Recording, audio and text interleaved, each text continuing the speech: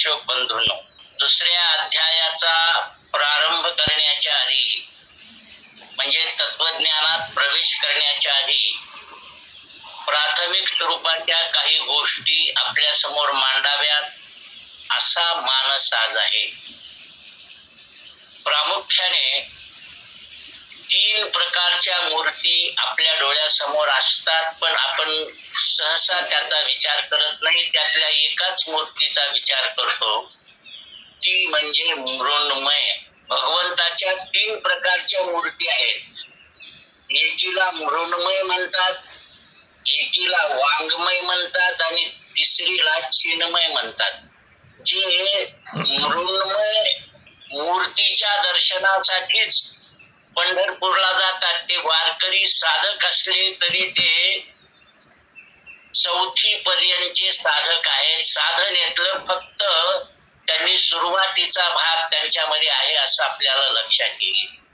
मला आतून त्याच्यात जास्त खोलात जायचं नाही. सांगायचं ते हे आहे की जी पृथ्वी तत्वापासून बनलेली मूर्ती आहे, जी आमच्या डोळ्यांनी दिसते, तिला मृण्मय म्हणतात. मग ते कागदावरचं चित्र असो, कुठल्याही धातूची बनलेली मूर्ती असो, मातीची बनलेली मूर्ती असो, पृथ्वी तत्वापासून बनलेली मूर्ती हिला मृण्मय म्हणतात. आणि या मृण्मय मूर्तीचं दर्शन हे आम्ही अध्यात्म क्षेत्रात 4थी पर्यंत आलेलो आहोत एवढ्या पुरतच आहे हे आपल्याला लक्षात येईल. मग त्यानंतरचं दर्शन कोणतं आहे? त्यानंतरचं दर्शन आहे वाङ्मय दर्शन. भगवान श्रीकृष्णाची मूर्ती ही मृण्मय झाली, पण भगवान श्रीकृष्णाचे 2 ग्रंथ प्रामुख्याने वाङ्मय रूपामध्ये आपण पाहत असतो. एक आहे भागवत आणि दुसरा आहे श्रीमद भगवत गीता.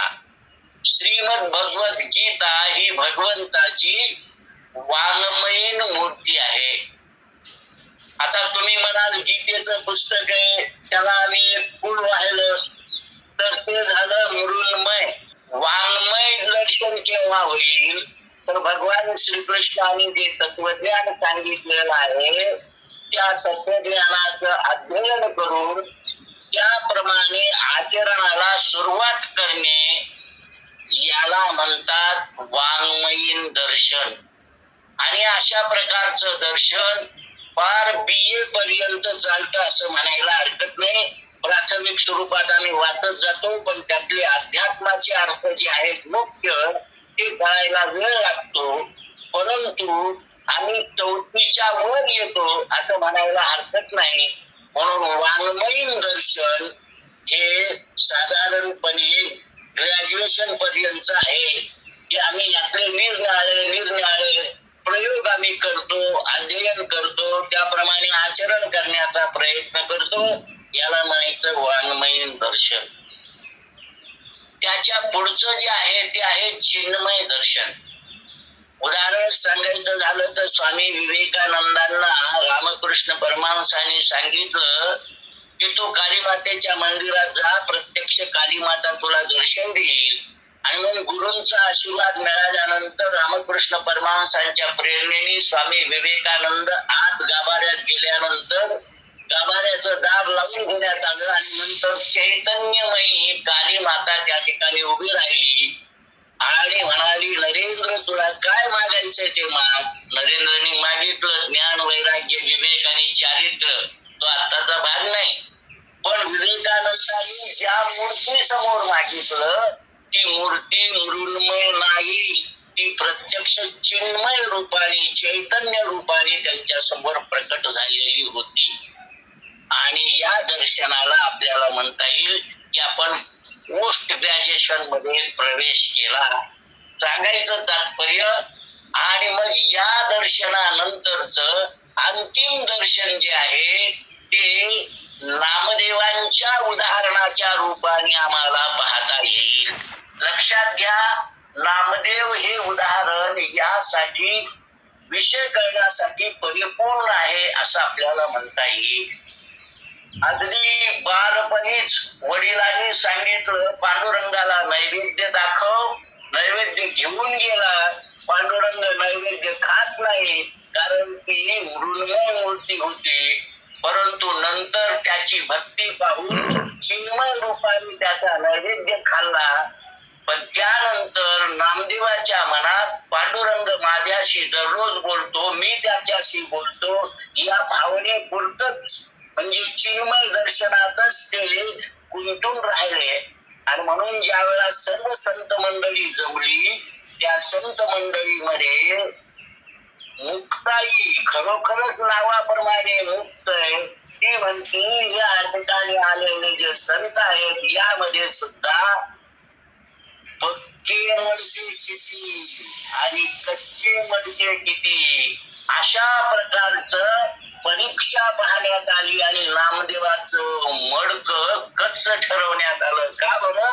चैतन्य रूपाने पांडुरंग बोलत असला तरी त्याच्याही पुढे काहीतरी आहे, केवळ चैतन्य मूर्तीच्या पलीकडे काही आहे. यासाठी त्यांना ज्या वेळेला औंढ्याला यावं लागलं आणि त्या ठिकाणी विसोबा खेचरला पाहिलं तर ते पिंडीच्या वर आपले पाय ठेवून होते आणि वृद्ध होते. सांगायचं तात्पर्य, उदाहरण आपल्याला माहितीये, जिकडे फिरवलं तिकडे मूर्ती. अशा प्रकाराने ते जे दर्शन झालं ते चिन्मय दर्शनाच्या नंतरच चैतन्यमयी संपूर्ण सृष्टीत असलेलं कणाकणामध्ये असलेलं भगवंताचं दर्शन हे अंतिम दर्शन आहे. आणि हे अंतिम दर्शन वाटतं तेवढं सोपं नाही. शब्द रूपाने आम्हाला सगळ्यांना कळलं की याला अंतिम दर्शन म्हणतात, पण ते साधनेशिवाय होणार नाही. म्हणून सुरुवातीलाच काल जो विषय चर्चेत निघाला, साधक यावर हा विषय निघाला आणि हा विषय मी आपल्या समोर या ठिकाणी मांडलेला आहे. यातला दुसरा मुद्दा असा, मी एकदा मंदिरामध्ये बसलो होतो, दर्शन घेऊन आलो आणि माझ्या बाजूलाही 3-4 तरुण दर्शन घेऊन येऊन बसले. आपल्याकडे असं म्हटलं की देवाची दारी उभा क्षणभरी तेने मुक्तीचारी साधे. थोडा वेळ बस आम्ही बसलो होतो, माझ्या बाजूला हे 3-4 तरुण येऊन बसले. मी त्यातल्या एका तरुणाला म्हटलं, इथे कासव ठेवलंय, याला हात लावलास, कशासाठी लावला? तर तो म्हणाला, सर्वाभूती परमेश्वर म्हणून कासव ठेवलो, म्हणून हात लावला. मी त्याला म्हटलं, कुठल्या तरी मंदिरामध्ये गाढव ठेवलेलं पाहिलं का? आणि ज्या अर्थी गाढव ठेवलं नाही किंवा दुसरी काही ठेवलं नाही, कासवच ठेवलं, त्या अर्थी शास्त्रकारांची इच्छा आहे की तुम्ही त्या कासवाशी बोलावं.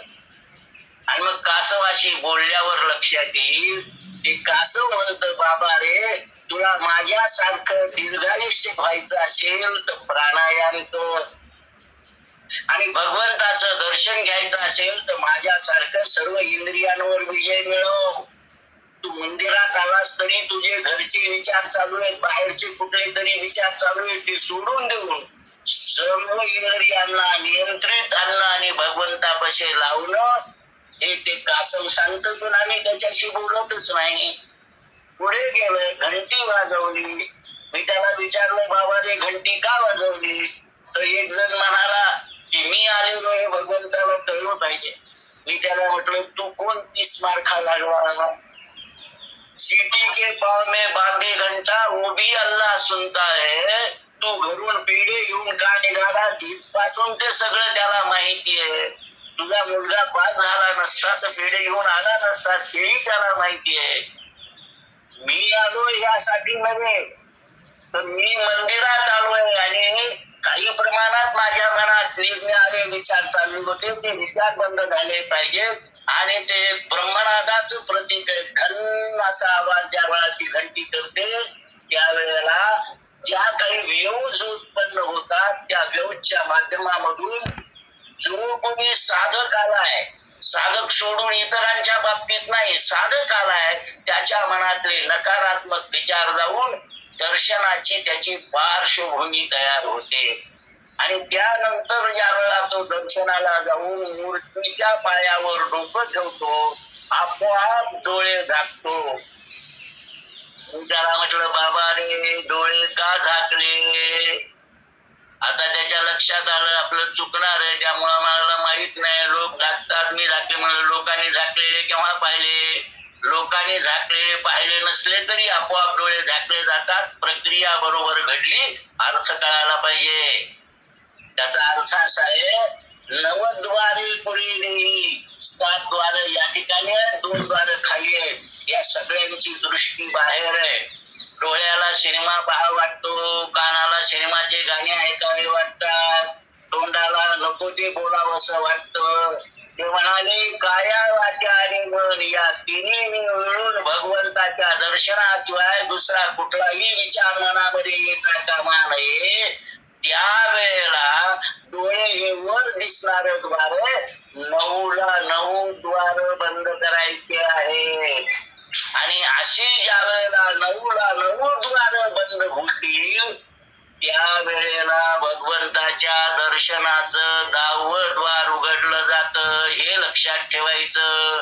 म्हणजे या 9 द्वारांनी जे दर्शन घेतलं जातं ते मूर्तीचं दर्शन घेतलं जातं, भगवंताचं नाही. गिरी बालाजी जाणाऱ्यांना विचारत असतो मी, म्हणाले मागचे 2 दिवसात 3 दर्शन झाले. मी म्हटलं तुम्हाला बालाजीचं दर्शनच झालं नाही. म्हणजे असं कसं काय म्हणता तुम्ही? मी म्हटलं त्याच ठिकाणी बालाजीच्या त्या परिसरात ध्यान मंडप आहे, त्या ध्यान मंडपात जाऊन बसलात का? म्हणले बसलो. मग बसल्यानंतर तुम्हाला किती वेळ बसलात? तर म्हणाले 2 मिनिट बसलो. मग म्हटलं त्यांना 2 मिनिट का बसलात? अर्धा तास का नाही बसलात? तर म्हणाले 2 मिनिटाच्या वर तिथं बसणंच होत नाही, ताबडतोब बाहेर या वाटतं, नको ते विचार मनात येतात. आणि मग मी त्यांना सांगितलं तुम्हाला जे दर्शन झालं ते 4थी पर्यंत प्राथमिक स्वरूपाचं आहे. चिन्मय मूर्तीचं दर्शन घ्यायचं असेल तर ध्यान मंडपात बसल्यानंतर सुद्धा तुमच्या डोळ्यासमोर बालाजी आला पाहिजे, तर ते चिन्मय दर्शन होईल. तेही प्राथमिक स्वरूपाचं चिन्मय. अंतिम स्वरूपाचं चिन्मय काय याचा विचार आपण पुढे करू.